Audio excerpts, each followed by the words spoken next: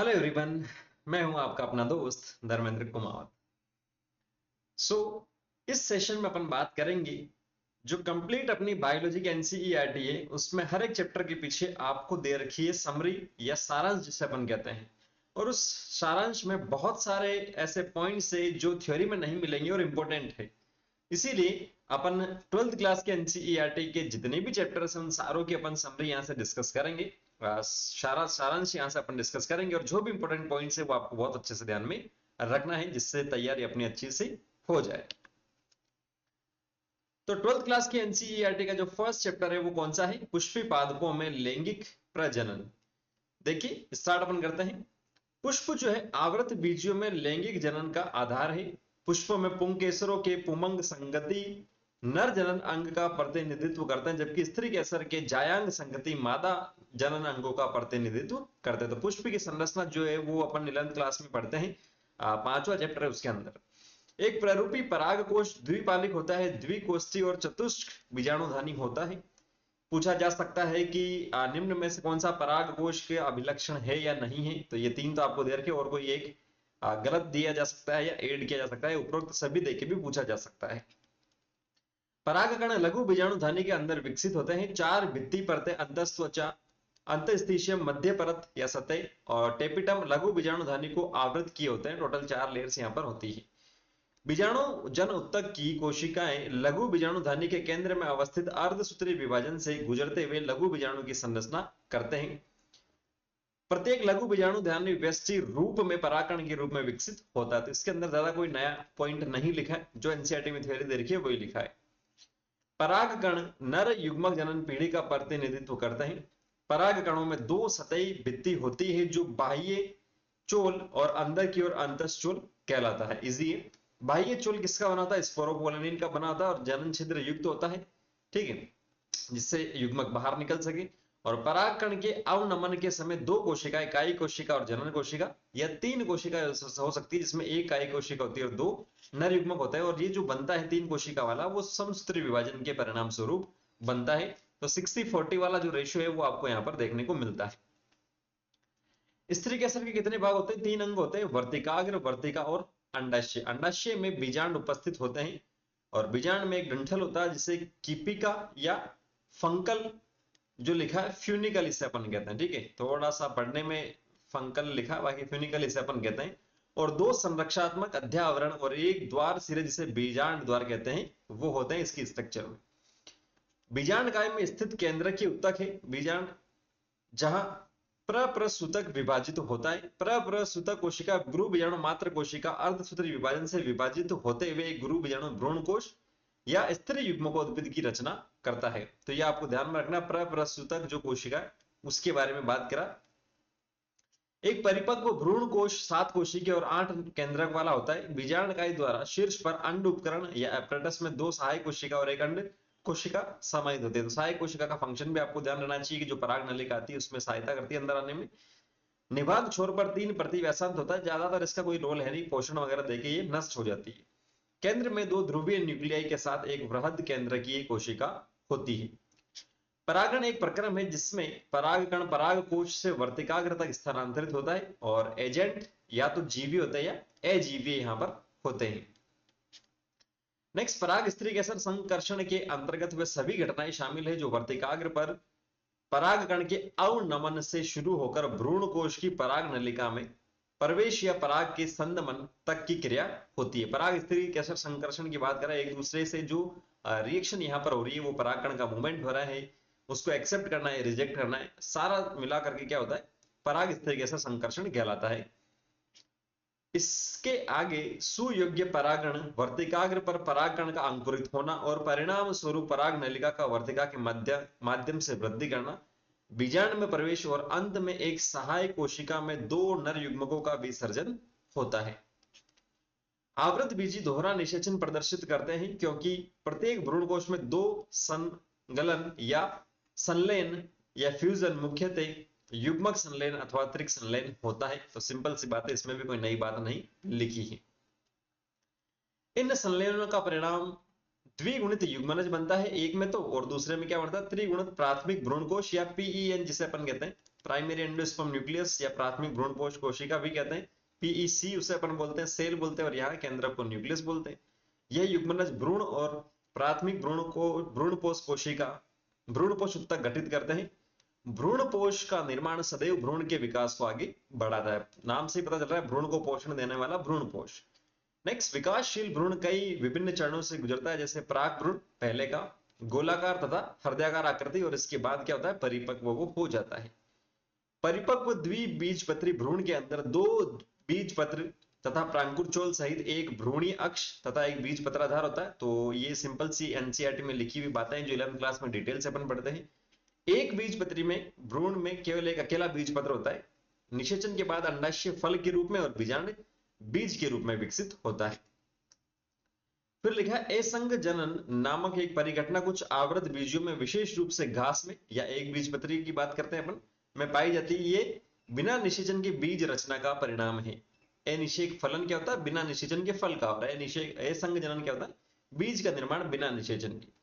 बागवानी एवं कृषि विज्ञान में असंग जनन के बहुत सारे लाभ है। कुछ आवृत बीजी अपने बीज में एक से अधिक भ्रूण रखते हैं। इस परिघटना या दृश्य प्रवंच को बहुभ्रूणता कहते हैं। सिंपल सी बात है, पॉली एम्ब्रियोनी इसे अपन कहते हैं। नेक्स्ट जो चैप्टर है वो अपने पास कौन सा है, मानव जनन, ह्यूमन रिप्रोडक्शन।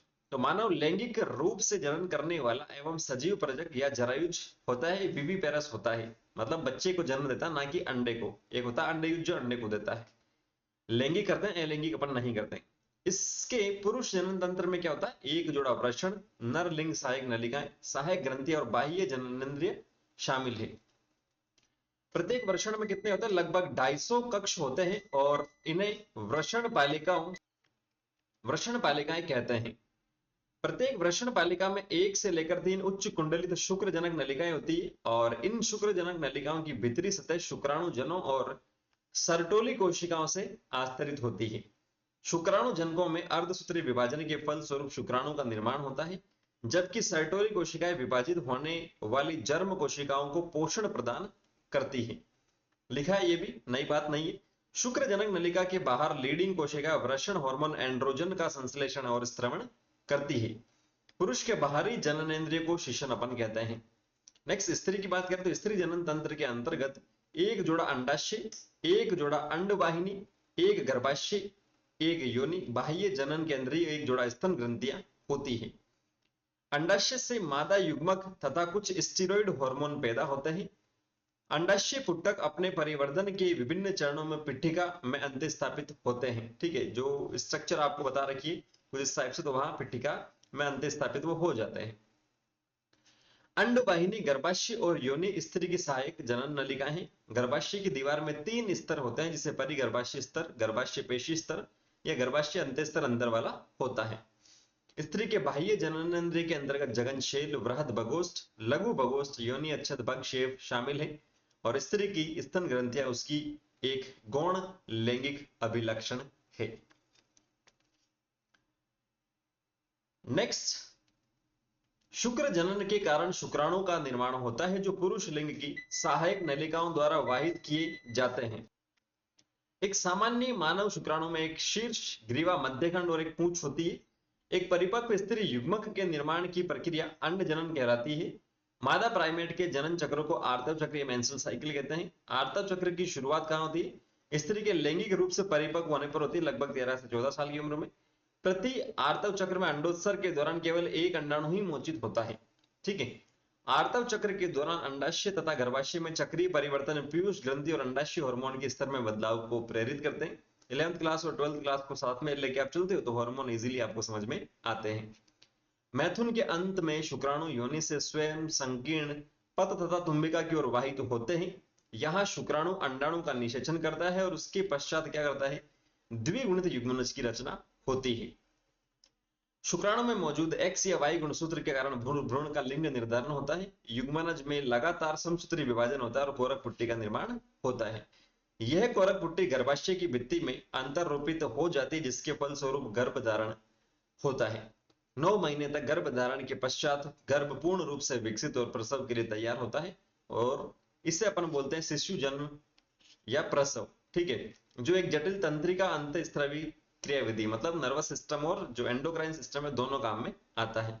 जिसमें कोर्टिसोल, एस्ट्रोजन, ऑक्सीटोसिन शामिल है। सहगर्भता के दौरान स्तन ग्रंथियों में कई प्रकार के परिवर्तन आते हैं और शिशु जन्म के बाद इससे दुग्ध स्त्रवण होता है।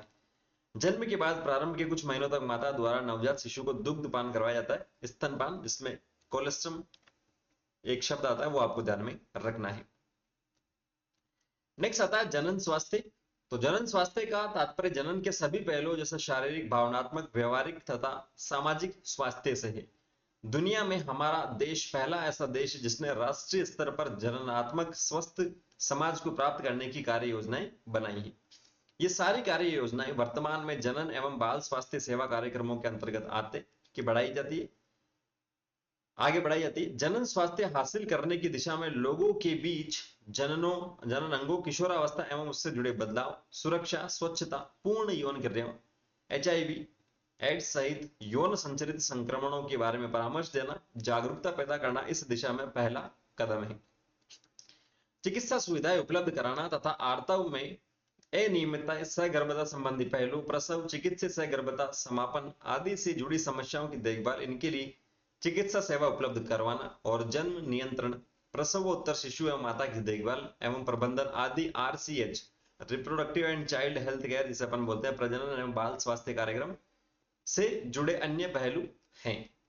हमारे देश में कुल मिलाकर जनन स्वास्थ्य में सुधार दिख रहा है, जैसा कि घटी हुई शिशु एवं मातृ मृत्यु दर इजी है, कोई दिक्कत वाली बात नहीं है। साथ ही यौन संचरित संक्रमणों की जल्दी ही पहचान एवं उनका उपचार, बंधे दंपतियों की सहायता आदि भी बेहतर हुई है। बेहतर स्वास्थ्य सुविधाओं तथा जीवन के रहन सहन की बेहतर परिस्थितियां होने के कारण जनसंख्या में विस्फोट वृद्धि को बढ़ावा मिला है। इस प्रकार वृद्धि ने गर्भ निरोधक उपायों के सघन प्रचार को अनिवार्य बना दिया है।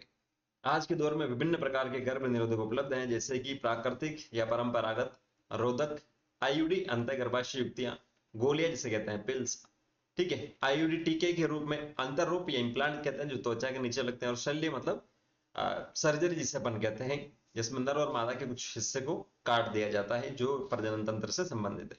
यद्यपि गर्भ निरोधक उपाय जनन स्वास्थ्य को बनाए रखने के लिए आवश्यक नहीं है, तथापि व्यक्ति को इनके उपयोग में लाने के लिए बाध्य किया जाता है ताकि व्यक्ति सहगर्भता से बच सके और उसमें देरी कर सके तो सहगर्भता के बीच अंतराल रख सके। हमारे देश में चिकित्सीय सहगर्भता समापन को वैधानिक मान्यता प्राप्त है। सामान्य रूप से चिकित्सीय सहगर्भता को उपयोग बलात्कार जैसे मामलों से हुई अनचाही सहगर्भता तथा सामान्य या कभी कभार के यौन संबंधों आदि से पैदा हुई सहगर्भता को समाप्त करने हेतु किया जाता है। ऐसे मामलों में भी MTP, maternal termination of pregnancy, किया जाता है, जहां बार बार की सहगर्भता मां अथवा भ्रूण अथवा दोनों के लिए हानिकारक अथवा जानलेवा हो। सरकार बोलती है कर सकते हो। यौन संबंधों द्वारा संचरित होने वाले संक्रमणों या रोगों को यौन संचरित रोग, STD कहते हैं, सेक्सुअली ट्रांसमिटेड डिजीज, जैसे श्रोणि शोथज रोग, PID, पेल्विक इंफ्लामेटरी डिजीज जिसे अपन कहते हैं, पेल्विस या श्रोणि अंश मेखला और श्रोणि मेखला आपने सुना होगा, तो वही आपके पास है, उसमें सूजन आती है। मृत शिशु जन्म और बंध्यता जैसी जटिलताएं भी इनसे जुड़ी होती है। इन रोगों का जल्दी पता लगा लेने से इन्हें अच्छा इलाज द्वारा ठीक किया जा सकता है। अनजान व्यक्ति या बहुत सारे साथियों से मैथुन से बचना चाहिए। इसके साथ ही मैथुन के दौरान अनिवार्य रूप से कुछ सावधानियों के साथ और निरोध का इस्तेमाल यौन संचरित रोगों से बचाव के कुछ सरल उपाय। नेक्स्ट स्टेटमेंट लिखा है, इंपॉर्टेंट है, आगे वाली थ्योरी में आपको नहीं मिलेगा। 2 वर्ष तक मुक्त या असुरक्षित सहवास के बावजूद गर्भाधान न होने की स्थिति को कहते हैं बंध्यता, इनफर्टिलिटी। और ऐसे निसंतान दंपतियों की मदद हेतु अब विभिन्न उपाय उपलब्ध है। IVF अगर आपने सुना होगा, पात्र निषेचन जिसे अपन कहते हैं। तो पात्र निषेचन के बाद भ्रूण स्थानांतरण के द्वारा स्त्री के जनन मार्ग में भ्रूण को स्थापित करके संतान पाई जाती है। ये एक सामान्य विधि जिसे टेस्ट ट्यूब बेबी कार्यक्रम भी कहा जाता है, अलग अलग स्टेज में करवाते हैं। नेक्स्ट आता है वंशागति और विविधता के सिद्धांत, ठीक है, अध्याय नंबर 4। तो आनुवांशिकी, आनुवांशिक विज्ञान जीव विज्ञान की वह शाखा है जो वंशागति के व्यवहार और सिद्धांतों का अध्ययन करती है। यह तथ्य कि संतति अपने जनकों से आकृतिक और शरीर क्रियात्मक लक्षणों से मिलती जुलती है, अनेक जीव विज्ञानियों का ध्यान आकृष्ट करता रहा है। इस घटना का क्रमबद्ध अध्ययन करने वाले सर्वप्रथम वैज्ञानिक कौन थे? मेंडल थे, कि आखिर में क्यों माता पिता अपने बच्चों से मैच हो रहे। मटर के पौधों में विपरीत लक्षणों की वंशागति के प्रतिरूपों का अध्ययन करते हुए मेंडल ने उन सिद्धांतों को प्रस्तावित किया जो आज वंशागति के मेंडल के नियम के नाम से जाने जाते हैं। उसने प्रस्ताव दिया कि लक्षणों के नियामक कारक होते हैं, बाद में जीन कहा गया, जॉनसन नाम के बंदे ने कहा था, और वो जोड़े में पाए जाते हैं जिसे एलील कहा जाता है। उसने देखा कि संतति में लक्षणों की अभिव्यक्ति भिन्न प्रथम पीढ़ी F1, F2 तथा अगली पीढ़ियों में एक निश्चित प्रकार से होती है। कुछ लक्षण दूसरे के ऊपर प्रभावी होते हैं। प्रभावी लक्षणों की अभिव्यक्ति तभी होती है जब कारक विषम युग्म की अवस्था में विद्यमान रहते हैं, इसे कहते हैं प्रभाविता का नियम। ये प्रभावी लक्षणों की अभिव्यक्ति केवल सम युग्म की अवस्था में ही होती है, जैसे स्मॉल टी हो गया। एक ए प्रभावी गुण जो विषम युग्म की अवस्था में अभिव्यक्त नहीं होती है, उसकी सम युग्म की अवस्था में अभिव्यक्त हो जाती है। अतः युग्मकों के उत्पादन के दौरान लक्षणों का बीज संयोजन होता है। सभी लक्षण वास्तविक प्रभाविता नहीं दर्शाते। कुछ लक्षण ए अपूर्ण प्रभाविता और कुछ में सह प्रभाविता देखने को मिलती, या तो पूरे रूप से प्रभावित नहीं होंगे, साथ साथ होंगे। जब मेंडल ने दो जोड़े लक्षणों की वंशागति का अध्ययन किया तो पाया कि कारक स्वतंत्र रूप से अपविहित होते, मतलब अलग अलग होते, और ये सभी संभाव्य विकल्प के साथ होते हैं, जिसे कहा गया स्वतंत्र अपविहन का नियम। पन्नेट वर्ग नामक वर्ग तालिका में युग्मकों के विभिन्न संयोजनों का सैद्धांतिक प्रतिरूपण किया गया। क्रोमोसोम में स्थित कारक अब जो जीन है लक्षणों का नियमित करते हैं, जीनोटाइप कहा जाता है, और शारीरिक रूप से व्यक्त होने वाले को फिनोटाइप कहते हैं, जो दिख सकता है। लक्षण प्ररूप से अपन कहते हैं, जो नहीं दिख सकता, और जीन है जीन प्ररूप से अपन कहते हैं। जब यह जानकारी प्राप्त होने के बाद कि जीन क्रोमोसोमों में स्थित होते हैं, मेंडल के नियमों और अर्धसूत्रण के दौरान होने वाली क्रोमोसोम के बीच संयोजन और अपविहन के बीच सह संबंध स्थापित किया जा सका। मेंडल नियमों को विस्तार देकर मेंडल का क्रोमोसोमवाद कहा जाने लगा। बाद में पता चला कि ये यदि जीन एक ही क्रोमोसोम में हो तो मेंडल का स्वतंत्र अपव्यय नियम लागू नहीं होता है। ऐसे जीन को सहलग्न कहा गया, मतलब साथ साथ लगन है, जुड़े हुए हो। आसपास स्थित जीन एक साथ रहकर ही अपविध हुई और दूरस्थ जीनों ने पुनर्संयोजित होकर स्वतंत्र अपव्यय प्रदर्शित किया।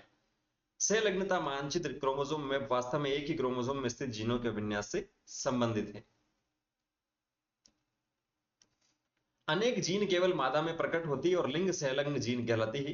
दो लिंगों नर और नारी में क्रोमोसोम में एक सेट बिल्कुल समान होता है और दूसरा सेट भिन्न होता है।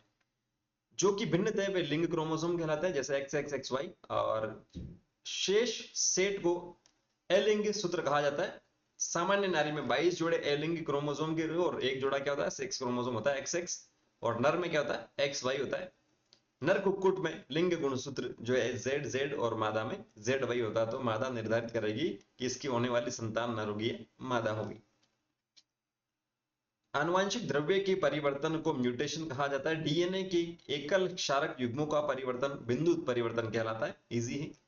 दांत कोशिका अरक्तता रोग का कारण हीमोग्लोबिन की बीटा श्रृंखला का संकेतन करने वाली जीन के एक क्षारक में परिवर्तन होता है। वंशागत उत्परिवर्तनों का अध्ययन वंश वृक्ष बनाकर किया जा सकता है। कुछ उत्परिवर्तन पूरे क्रोमोसोम समुच्चय के परिवर्तन से बहुगुणिता या अपूर्ण समुच्चय से, जैसे असगुणिता संबंध हो सकता है। आनुवांशिक विकारों के उत्परिवर्तनीय आधार को समझने में इसकी सहायता मिलती है। डाउन सिंड्रोम का कारण 21वें गुणसूत्र की त्रिसूत्रता या 21वां गुणसूत्र वापस से एक्स्ट्रा हो जाता है, जिसके फलस्वरूप कुल गुणसूत्रों की संख्या 47 हो जाती है। टर्नर में एक एक्स गुणसूत्र गायब हो जाता है और लिंग गुणसूत्र X0 हो जाता है, और क्लाइनफेल्टर सिंड्रोम में XXY हो जाता है, एक एक्स ज्यादा आ जाता है, और इसे अध्ययन से आसानी से समझा जा सकता है। फिर नेक्स्ट जो चैप्टर है वो अपने पास कौन सा है, वंशागति के आणविक आधार। न्यूक्लिक अम्ल न्यूक्लियोटाइड्स का एक लंबा बहुलक है। डीएनए आनुवांशिक सूचनाओं को संग्रहित करने, जबकि आरएनए मुख्यतः सूचना के स्थानांतरण एवं अभिव्यक्ति में सहायता करता है। डीएनए व आरएनए दो आनुवांशिक पदार्थ के रूप में कार्य करते हैं, लेकिन डीएनए रासायनिक एवं संरचनात्मक अधिक स्थिर होने से उपयुक्त आनुवांशिक पदार्थ है। फिर भी आरएनए सबसे पहले विकसित हुआ, जबकि डीएनए आरएनए से प्राप्त हुआ। ये उद्विकास वाले चैप्टर में भी अपन पढ़ते हैं। डीएनए के द्विश्रृंखला कुंडलित संरचना की विशिष्टता उसके विपरीत रज्जुकों के बीच उपस्थित हाइड्रोजन बंध है। नियम के अनुसार एडेनिन थाइमिन से 2 हाइड्रोजन बंध से जुड़ता है, और जो ग्वानिन है वो साइटोसिन से 3 से जुड़ता है। इसमें एक रज्जुक दूसरे के पूरक होते हैं। डीएनए की प्रतिकृति सेमी कंजर्वेटिव ढंग से होती है, जबकि यह प्रक्रम पूरक हाइड्रोजन बंध द्वारा निर्देशित होता है। साधारण ढंग से कहा जाए तो डीएनए का यह खंड जो आरएनए का कूट लेखन करता है उसे जीन कहते हैं। अनुलेखन के दौरान डीएनए का एक रज्जु टेम्पलेट के रूप में कार्य करता है, जो पूरक आरएनए के संश्लेषण में दूध आरएनए को सक्रिय करता हुआ स्थानांतरित हो जाता है। जीवाणुओं में अनुलेखित एमआरएनए क्रियात्मक होता है, अतः वे सीधे ही हो जाता है। सुकेंद्रकीय में जीन विखंडित होते हैं, व्यक्तिगत अनुक्रम एक्सोन के बीच में और अव्यक्तिगत अनुक्रम इंट्रॉन मिलता है। इंट्रॉन को अलग कर वे एक्सोन को स्प्लाइसिंग द्वारा आपस में जोड़कर सक्रिय आरएनए का निर्माण करते हैं। दूध आरएनए में मिलने वाले क्षार अनुक्रमों को 3 के समूह में पढ़ते हैं, त्रिक के समूह में, जो एक अमीनो अम्ल का कूट लेखन करते हैं। अंतरण आरएनए द्वारा आनुवांशिक कूट को पूरकता के सिद्धांत पर पढ़ा जाता है, जो एक अनुकूलक अणु के रूप में कार्य करता है। प्रत्येक अमीनो अम्ल के लिए विशिष्ट अंतरण आरएनए होते हैं। टीआरएनए विशिष्ट अमीनो अम्ल को अपने एक किनारे से जोड़ता है एवं दूध आरएनए पर स्थित कूट से अपने एंटीकोडोन के बीच हाइड्रोजन बंध बनाकर युग्मित होता है। स्थानांतरण स्थल या प्रोटीन संश्लेषण राइबोसोम है, जो दूध आरएनए से जुड़कर अमीनो अम्लों को जोड़ने के लिए पेप्टाइड बंध बनाने के लिए उत्प्रेरक का काम करता है, जो एक आरएनए एंजाइम का उदाहरण है। स्थानांतरण एक प्रक्रम है जिसका विकास आरएनए के इर्द गिर्द हुआ है और इस बात का सूचक है कि जीव का विकास आरएनए से हुआ है। चूंकि अनुलेखन में स्थानांतरण ऊर्जात्मक एक बहुत महंगी प्रक्रिया है, इसीलिए यह दृढ़तापूर्वक नियमित होते हैं। अनुलेखन का नियमन जीन की अभिव्यक्ति के नियमन का प्रथम चरण है। जीवाणु में एक से अधिक जीन आपस में इस तरह से व्यवस्थित होते हैं कि वे एक इकाई के रूप में नियमित होता है, जिसे प्रचालक कहते हैं। लेक ओपेरोन जीवाणु में आद्य रूप का प्रचालक है, जो लैक्टोज की उपापचय के लिए जीन के कूट लेखन के लिए उत्तरदायी है। प्रचालक का नियमन संवर्धन में उपस्थित लैक्टोज की मात्रा पर निर्भर करता है, जहां जीवाणु की वृद्धि होती है।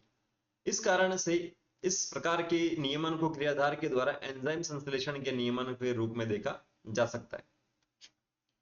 मानव जीनोम परियोजना एक बृहद योजना थी, जिसका उद्देश्य मानव जीनोम में स्थित सभी क्षारों का अनुक्रम करना था। इस परियोजना से बहुत नई सूचनाएं प्राप्त हुई। इस परियोजना के फलस्वरूप कई क्षेत्रों और अवसरों के रास्ते खुले।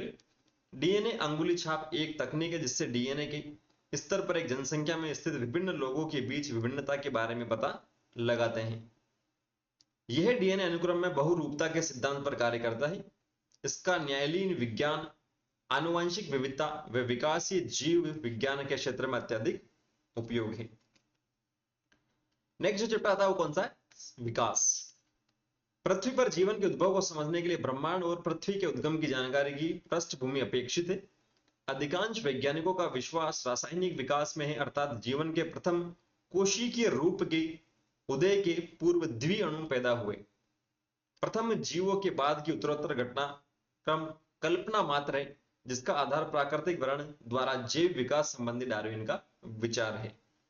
करोड़ों वर्षों के दौरान जीवन में विविधता रही। माना जाता है कि जीव संख्या की विविधता परिवर्ती चरणों के दौरान हुई। आवास विखंडन और आनुवांशिक प्रवाह ने नव प्रजाति की उत्पत्ति में सहायता की और इस प्रकार विकास संभव हो सका। शाखावत अवतरण का स्पष्टीकरण सहजातता ने किया। ये भी इंपॉर्टेंट है, आपको ऐसे थ्योरी में मिल जाएगा।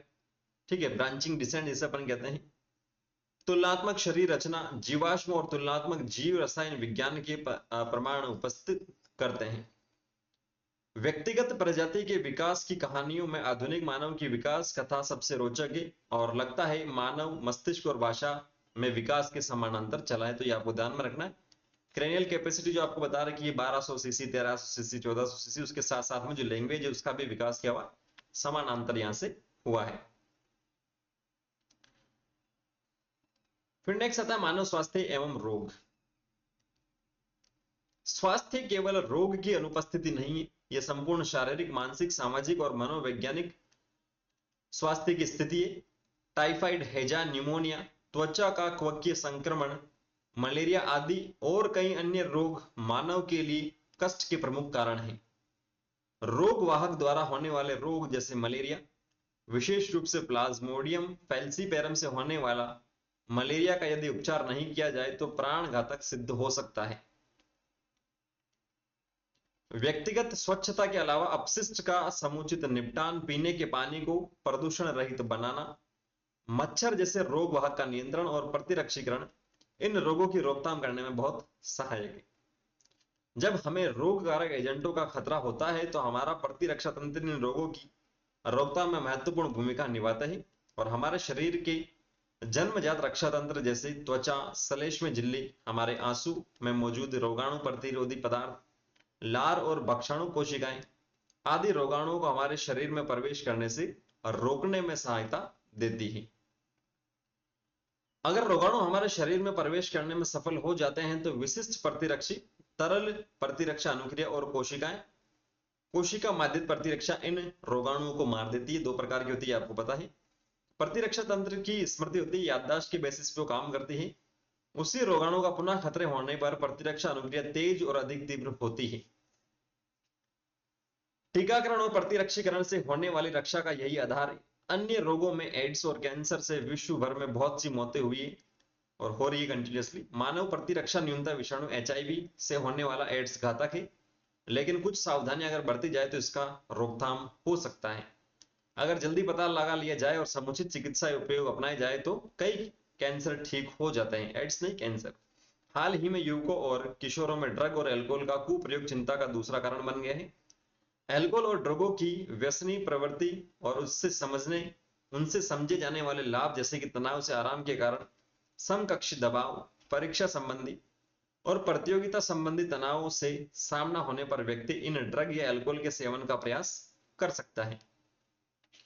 ऐसा करने पर इससे लत पड़ जाती है और इसके हानिकारक प्रभावों के बारे में बताना और परामर्श देना और तुरंत व्यावसायिक चिकित्सा सहायता लेने से व्यक्ति इन बुराइयों से पूरी तरीके से मुक्त हो सकता है।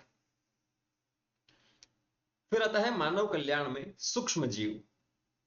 सूक्ष्म जीव पृथ्वी पर उपस्थित जीवन के बहुत ही महत्वपूर्ण घटक है। सभी सूक्ष्म जीव रोग जनकीय नहीं होते हैं। बहुत से सूक्ष्म जीव मनुष्य के लिए अत्यंत ही लाभप्रद होते हैं।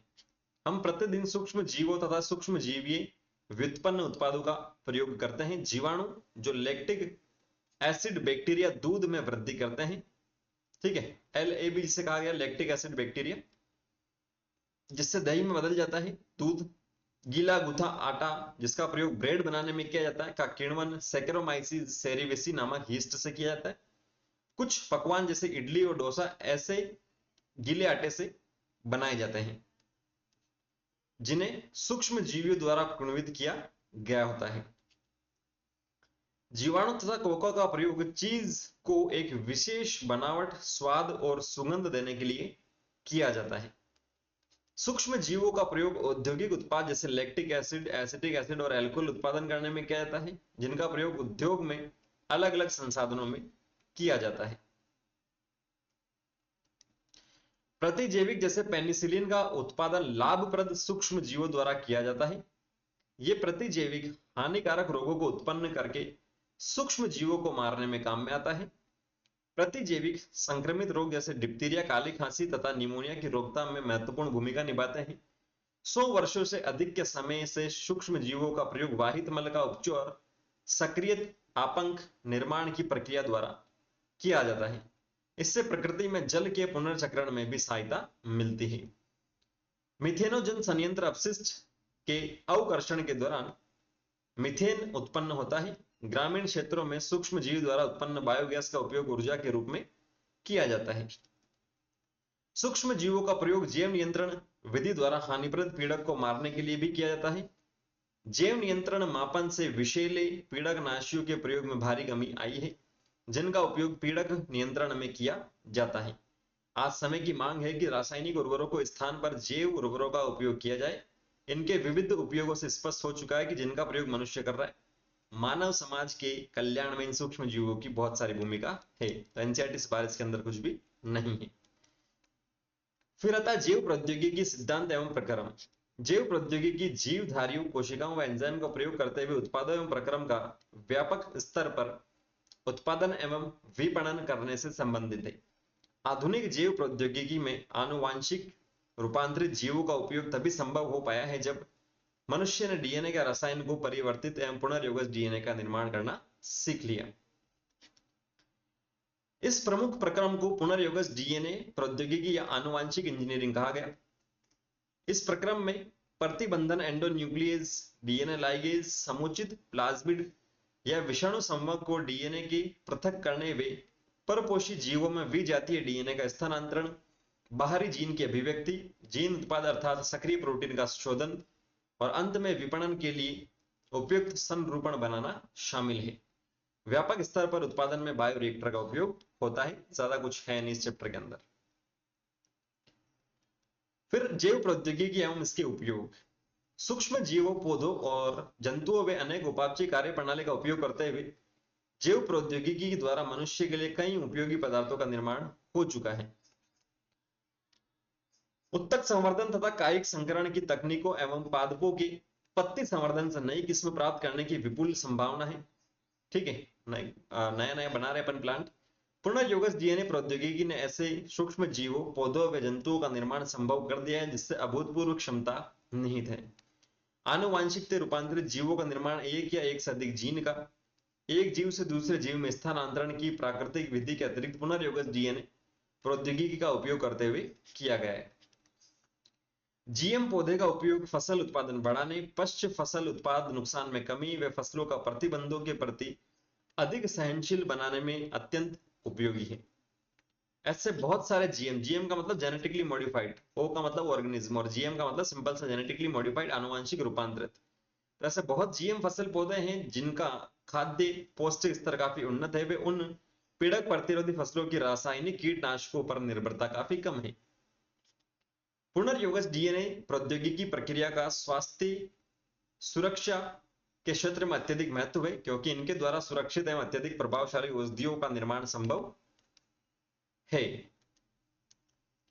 पुनर्योगज चिकित्सकीय औषधियों मनुष्य के प्रोटीन के समतुल्य है। इस कारण से इनका प्रतिरक्षात्मक अवांछित प्रभाव नहीं पड़ता है एवं इससे संक्रमण के खतरे भी नहीं होते हैं, जैसा कि अमानवीय स्रोत से विलगित इस प्रकार के पदार्थों से होता है। जीवाणु में रचित मानव इंसुलिन जो संरचनात्मक प्राकृतिक अणु से पूर्णतया समान है। ठीक है, पहले सुअर वगैरह आपने सुना, उसके बाद में जीवाणु से अपन ने बना रहे इंसुलिन जेनेटिकली मॉडिफाइड करके। पारजीवी जंतु जैसे मानव रोग जैसे कैंसर, पुट्टिए, रेशमयता, सिस्टिक फाइब्रोसिस जिसे अपन कहते हैं, रिमेटॉइड संधिशोथ, आर्थराइटिस जिसे कहते हैं, वह एल्जीमेयर के लिए नमूने के रूप में उपयोग किए जाते हैं जिससे हम रोग के विकास में जीन की भूमिका का पता लगाने में सुविधा होती है। नेक्स्ट, जीन चिकित्सा द्वारा खास तौर से आनुवांशिक रोगों को दूर करने के लिए व्यक्ति विशेष की कोशिकाओं व उत्तकों में जीन को प्रवेश कराते हैं। इसके कारण खराब उत्परिवर्तित विकल्पिक स्थान पर सक्रिय विकल्पिक या जीन टारगेटिंग के द्वारा उपचार होता है जिनमें जीन प्रवर्धन शामिल है। विषाणु जो अपने परपोषी पर आक्रमण कर अपने विभाजन चक्र के लिए अपना आनुवांशिक पदार्थ परपोषी की कोशिकाओं में प्रवेश करता है। इससे संवाहक के रूप में उपयोग करके स्वस्थ जीन या नए जीन के भाग को स्थानांतरित किया जा सकता है। सूक्ष्म जीव, पौधों व जंतुओं के व्यवहार के प्रति वर्तमान दिलचस्पी ने गंभीर नैतिक प्रश्न खड़े किए हैं। भारत सरकार ने इस दिशा में कुछ ठोस कदम उठाए हैं।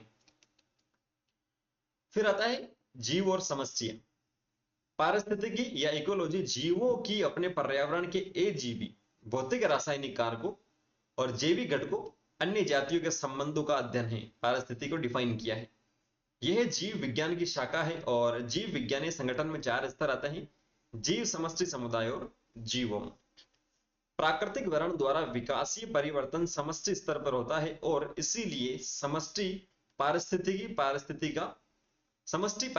जो पारिस्थितिकी का एक महत्वपूर्ण क्षेत्र है। समष्टि किसी दी गई जाति के व्यष्टियों का समूह है जो सीमांकित भौगोलिक क्षेत्र में समान संसाधनों के लिए प्रतिस्पर्धा करते हैं या उन संसाधनों में जन्म और मृत्यु दरें, लिंग अनुपात या आयु वितरण आदि गुण होते हैं जो व्यष्टियों में नहीं होते। तो समष्टि और व्यष्टि अलग अलग है, ऐसा ध्यान में आपको रखना है। समष्टियों में नर और मादाओं के विभिन्न आयु वर्ग का अनुपात प्राय आयु पिरामिड के रूप में भौगोलिक तक दर्शाया जाता है। और इसका आकार बताता है कि क्या समष्टि स्थिर है, बढ़ रही है, घट रही है। 3 डायग्राम आपको गिवन है थ्योरी में। समष्टि पर किसी भी कारक का पारिस्थितिक प्रभाव आमतौर पर उसकी साइज में प्रतिबिंबित होता है, जिसे जाति के अनुसार विभिन्न तरीकों, संख्या, जीव भार, आवरण, प्रतिशत से व्यक्त किया जा सकता है। नेक्स्ट, समष्टि जन्म अथवा आप्रवासन से बढ़ती है और मृत्यु और उत्प्रवासन से घटती है। डायग्राम भी इसका आपको दे रखा है एक। जब संसाधन असीमित होते हैं तो वृद्धि प्राय चर घातांकी होती है, लेकिन जब संसाधन उत्तरोत्तर सीमाकारी होते हैं, मतलब कम होते हैं, तब वृद्धि लॉजिस्टिक या संभारी हो जाती है। दोनों मामलों में वृद्धि अंततः पर्यावरण की पोषण क्षमता से सीमित है, कि कितना पर्यावरण की कितनी क्षमता है कि वो जीवों की कितनी संख्या को पोषित कर सकता है। प्राकृतिक वृद्धि की इंट्रिंसिक दर आर किसी समष्टि का वृद्धि करने की जन्मजात शक्ति की माप है। प्रकृति में भिन्न जातियों की समष्टि आवास में पृथक नहीं रहती, बल्कि कई तरह से पारस्परिक क्रिया करती है। दो जातियों के बीच पारस्परिक इन क्रियाओं को परिणाम के आधार पर स्पर्धा या दोनों जातियों को हानि होती है। परभक्षण और परजीविता, जिसमें एक जाति को लाभ होता है और दूसरी को हानि। सहभोजिता, जिसमें एक को लाभ पहुंचता है और दूसरी को अप्रभावित रहती है दूसरी। अंतर जातीय परजीविता, जिसमें एक जाति को हानि होती है और दूसरी अप्रभावित रहती है। सह उपकारिता, जिसमें दोनों जातियों को क्या होता है, लाभ होता है। तो ये कुछ आपसी घटनाएं यहां पर पारस्परिक क्रियाएं बता रखी है। परभक्षण एक बहुत महत्वपूर्ण प्रक्रम है, जिसके द्वारा पोषी ऊर्जा अंतरण सुगम होता है और कुछ परभक्षी अपनी शिकार समष्टि को नियंत्रित करने में सहायक होते हैं। पादपों ने शाकाहार के विरुद्ध आकारिकी और रासायनिक विद्या, रक्षा विद्या, विविध रक्षा विद्या विकसित किए। स्पर्धा में ऐसा समझा जाता है कि उत्तम स्पर्धी घटिया स्पर्धी को विलुप्त कर देता है, स्पर्धी बहिष्कार सिद्धांत। लेकिन अनेक निकट संबंधी जातियों ने विभिन्न क्रिया विधियां विकसित की, जो उनके सह अस्तित्व को सुगम बनाता है। कुछ प्रकृति में सह उपकारिता के कुछ सबसे आकर्षक मामले पादप परागणकारी पारस्परिक क्रिया में देखे जा सकते हैं। फिर आता है पारितंत्र। पारितंत्र प्रकृति की एक क्रियाशील इकाई है और उसमें निर्जीव और सजीव घटक समाहित होते हैं। अजीवीय घटकों के अंतर्गत अकार्बनिक सामग्री जैसे हवा, पानी, मिट्टी, जबकि सजीव घटकों के अंतर्गत उत्पादक, उपभोक्ता एवं अपघटक आते हैं। प्रत्येक पारितंत्र की एक विशिष्ट भौतिक संरचना होती है, जो निर्जीव एवं सजीवों के बीच पारस्परिक क्रिया का परिणाम है। एक पारितंत्र की दो महत्वपूर्ण विशेषताएं प्रजाति संगठन एवं स्तर विन्यास होती है। सभी जीवों का पारितंत्र में अपने पोषण स्रोत के आधार पर एक निश्चित स्थान होता है। उत्पादकता, अपघटन, ऊर्जा प्रवाह और पोषण चक्र एक पारितंत्र की 4 महत्वपूर्ण क्रियाएं होती है। प्राथमिक उत्पादकता, उत्पादक की जैव मात्रा, उत्पादन या सौर ऊर्जा की ग्रहण की दर होती है। ठीक है, प्राथमिक उत्पादकता क्या है, उत्पादक की जैव मात्रा, उत्पादन या सौर ऊर्जा की ग्रहण की दर होती है। दो प्रकार की होती है, एक तो ग्रास या ग्रोथ जिसे अपन कहते हैं, और दूसरा नेट, सकल। ठीक है,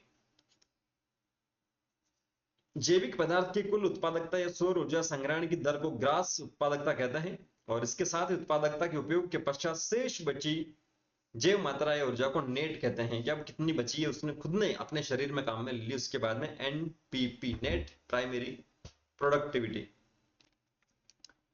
द्वितीय उत्पादकता उपभोक्ता द्वारा खाद्य ऊर्जा के सर्वांगीकरण की दर होती है। अपघटन में अपरद के जटिल कार्बनिक घटकों को अपघटकों द्वारा कार्बन डाइऑक्साइड, जल और अकार्बनिक पोषकों में बदला जाता है। अपघटन में 3 प्रक्रियाएं सम्मिलित होती है, जो मुख्यतः अपरदों का खंडन, निक्षालन एवं अपचय है। ऊर्जा प्रवाह एक दिशी होता है। पहले पादप सौर ऊर्जा को ग्रहण करता है, इसके बाद आहार उत्पादक से अपघटक को स्थानांतरित किया जाता है। प्रकृति में भिन्न पोषण स्तर के जीव आहार या ऊर्जा संबंधों हेतु एक दूसरे से परस्पर जुड़कर खाद्य श्रृंखला का गठन करते हैं। पारिस्थितिक तंत्र के विभिन्न घटकों के माध्यम से पोषक तत्वों की गतिशीलता एवं भंडारण को पोषक चक्र कहते हैं। इस प्रक्रिया द्वारा पोषकों का बार बार उपयोग होता है। पोषण चक्र 2 प्रकार के होते हैं, तो गैसीय और दूसरा औषधि। गैसीय प्रकार के चक्र हेतु भंडार वायुमंडल या जलमंडल होता है, जबकि पृथ्वी की पपड़ी औषधि प्रकार की फॉस्फोरस पोषक का भंडार होती है। पारितंत्रीय प्रक्रिया के उत्पादों को पारितंत्र सेवा नाम दिया गया, जैसा कि जंगलों द्वारा वायु एवं जल का शुद्धिकरण। और सबसे लास्ट चैप्टर अपना आता है कौन सा, जैव विविधता एवं संरक्षण। लगभग 3.8 बिलियन वर्ष पहले पृथ्वी पर जीवन की उत्पत्ति के समय से पृथ्वी पर जीवों की में बहुत अधिक विविधीकरण हुआ है। जैव विविधता जैवीय संगठन के सभी स्तरों में उपस्थित कुल विविधता को दर्शाती है। इनमें से आनुवांशिक, जातीय तथा पारितंत्र विविधता अधिक महत्वपूर्ण है और सभी संरक्षण के प्रयास इन सभी स्तरों पर विविधता को सुरक्षित रखने के उद्देश्य से किए गए। संसार में 15 लाख से अधिक जातियों के साक्ष्य एकत्रित किए जा चुके हैं, लेकिन पृथ्वी पर लगभग 60 लाख जातियां खोज और नामकरण के इंतजार में हैं। जिन जातियों को नाम दिए जा चुके हैं उनमें 70% से अधिक जंतु हैं और इनमें भी 70% क्या है, कीट हैं। इसमें कोको की संख्या सभी कशेरुक प्राणियों की तुलना में अधिक है। भारत लगभग 45,000 पादप जातियां तथा इससे दुगनी जंतु जातियों के साथ विश्व के 12 महाविविधता वाले देशों में एक है। पृथ्वी पर जातीय विविधता समान रूप से वितरित नहीं है, बल्कि एक रोचक प्रतिरूप दर्शाती है। यह साधारणतया उष्ण कटिबंधीय क्षेत्र में सबसे अधिक और ध्रुवों की ओर घटती जाती है। उष्ण कटिबंधीय क्षेत्र में जातीय समृद्धि की महत्वपूर्ण कारक इस प्रकार है। उष्ण कटिबंधीय क्षेत्रों में विकास के लिए समय अधिक मिला, इन्हें पर्यावरणीय संबंधी स्थिरता मिली और इस क्षेत्र को अधिक ऊर्जा, सौर ऊर्जा प्राप्त हुई, जिससे अधिक उत्पादकता होती है। जातीय समृद्धि किसी प्रदेश के क्षेत्र पर आधारित होती है। जाति क्षेत्र संबंध सामान्यतः एक आयताकार अति परवलयाकार कार्य है। ऐसा माना जाता है कि उच्च विविधता वाले समुदाय कम परिवर्तनशील और अधिक उत्पादक तथा जैविक आक्रमण के प्रति अधिक प्रतिरोधी होते हैं। पृथ्वी का जीवाश्म इतिहास प्राचीन समय के व्यापक विलोपन को दर्शाता है, लेकिन वर्तमान विलोपन की दर प्राचीन दर से 100 से 1000 गुना अधिक है, जो मुख्य रूप से मानव क्रियाकलापों की देन है। वर्तमान समय में लगभग 700 जातियां विलुप्त हो चुकी है और 15,500 से अधिक, जिसमें 650 से अधिक भारत में, जातियां वर्तमान समय में विलोपन के संकट का सामना कर रही है। आजकल अत्यधिक विलोपन दर के कारण आवासीय क्षति, खंडन, अतिदोहन, जैविक आक्रमण और सह विलोपन। पृथ्वी की समृद्ध जैव विविधता मानव जीवन के लिए प्राणाधार है। जैव विविधता को संरक्षित करने के मुख्य कारण संकीर्ण रूप से उपयोग, व्यापक रूप से उपयोग तथा नैतिक हैं। पारितंत्र से हमें प्रत्यक्ष लाभ जैसे भोजन, रेशा, ईंधन, लकड़ी और औषधियों के अलावा बहुत से अप्रत्यक्ष लाभ भी प्राप्त होते हैं, जैसे कि परागण, पीड़क नियंत्रण, जलवायु और बाढ़ नियंत्रण आदि। पृथ्वी की जैव विविधता की अच्छी तरह देखभाल करना तथा उसकी अपनी अगली पीढ़ी को प्रदान करना हमारा नैतिक कर्तव्य है। जैव विविधता संरक्षण स्वस्थाने तथा बाह्य स्थाने होता है। स्वस्थाने में संकटापन्न जातियों को उनके प्राकृतिक आवास में सुरक्षित रखा जाता है, जिससे कि सारा पारितंत्र सुरक्षित रह सके। आज तक संसार के 34 जैव विविधता वाले हॉटस्पॉट को गहन संरक्षण प्रयास के लिए चुना जा चुका, जिनमें से 3 पश्चिमी घाट श्रीलंका, हिमालय, इंडो बर्मा, भारत के जैव विविधता समृद्धि क्षेत्र में आते हैं। हमारे देश के स्वस्थानीय संरक्षण के प्रयास 14 जीव मंडल संरक्षित क्षेत्र, 90 राष्ट्रीय उद्यान, 450 से अधिक वन्य जीव अभ्यारण्य में बहुत से पवित्र उपवनों के द्वारा प्रतिबिंबित होते हैं। बाह्य स्थानीय संरक्षण के अंतर्गत संकटग्रस्त जातियों का प्राणी उद्यानों एवं पादप उद्यानों में पात्र निषेचन, उत्तक संवर्धन, प्रवर्धन और युग्मक के निम्न ताप परिरक्षण जैसी विधियां आती है। तो यहां पर जो है अपने टोटल चैप्टर्स कंप्लीट होते हैं। समरी वाले ज्यादा जहां पर भी था वो मैंने आपको बताया, जहां पर नहीं थे वहां सीधी सीधी स्टेटमेंट मैंने पढ़कर आपको बता दिया, जिससे क्विक रिवीजन हो जाए, फटाफट से रिवीजन अपना हो जाए। तो नए सेशन में नए टॉपिक के साथ में मिलते हैं। किसी टाइप का डाउट रहता है तो कमेंट सेक्शन खुले हैं, कमेंट करके पूछ सकते हैं। Thank you, all the very best.